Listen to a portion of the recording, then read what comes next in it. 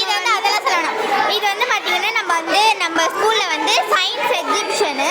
So அதில் வந்து எல்லோரும் பண்ணியிருந்தாங்க. இதான் வந்து என்னோடது. இது வந்து நான் உங்களுக்கு வந்து ட்ரை பண்ணி தனியாக வீடியோ போடுறேன்.